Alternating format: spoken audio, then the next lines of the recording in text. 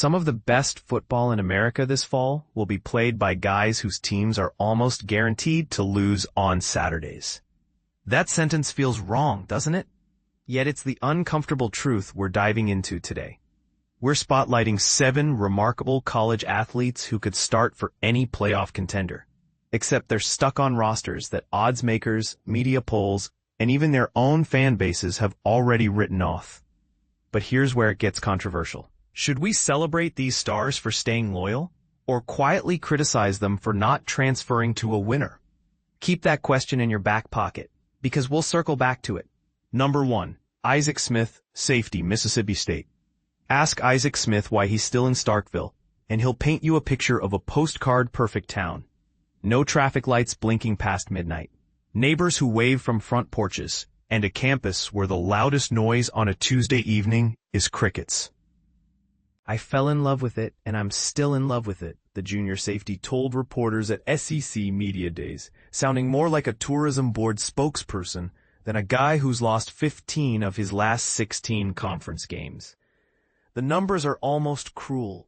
127 tackles last season, best in the SEC, 7th in the entire FBS.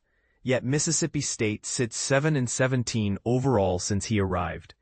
The defense hemorrhaged, 34.1 points per game. Figure only Texas Tech, Oklahoma State, and Purdue surpassed. Translation: Smith was everywhere, and it still wasn't enough. Head coach Jeff Lebby calls him the heartbeat of our locker room, praising both the bone-jarring hits and the quieter leadership that keeps freshmen from mentally checking out by October. Smith's diagnosis of last year's collapse is blunt. Missed tackles, missed assignments. Quite frankly, that's why we lost a lot of games. Bold prediction alert. If Mississippi State somehow claws its way to a bowl game, Smith will be the reason, and the debate over whether he should have left for greener pastures will explode on every sports talk show south of the Mason-Dixon. 2. Damon Claiborne, running back. Wake Forest has finished 4-8 in back-to-back seasons, and the ACC preseason media poll slots them 16th out of 17 teams, barely ahead of rebuilding Stanford. Enter Damon Claiborne, a 5'9" bowling ball who treats arm tackles like gnats.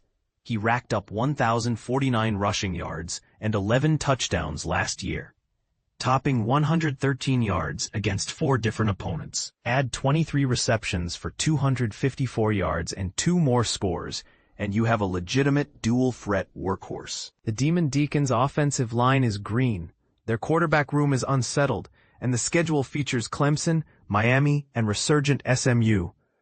Translation: Claiborne may need 30 touches a game just to keep things respectable.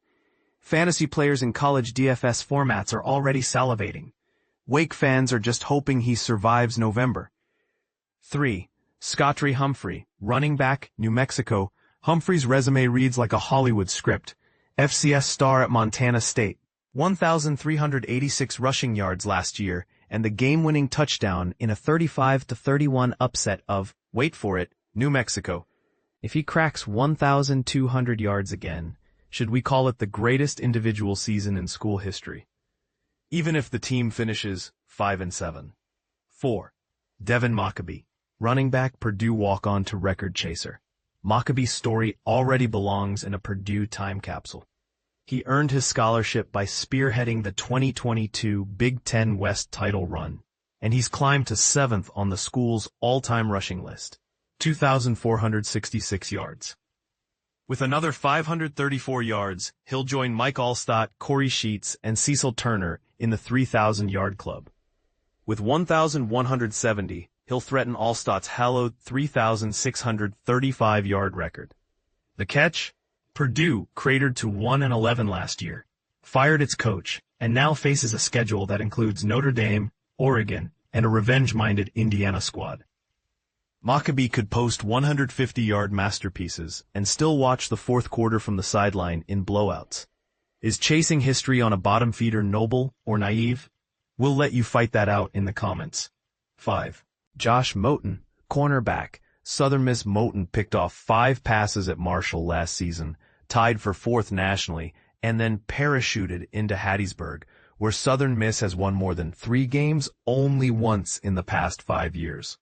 He recorded an interception in 4 of his final 5 games, displaying the ball-hawking instincts that NFL scouts crave. The Golden Eagles' 2024 schedule features Florida State, Tennessee, and a Sun Belt slate that's no cakewalk. Moton will be targeted early and often, giving him ample chances to pad his highlight reel. But if Southern Miss finishes 2-10 again, will pro scouts ding him for empty-calorie stats?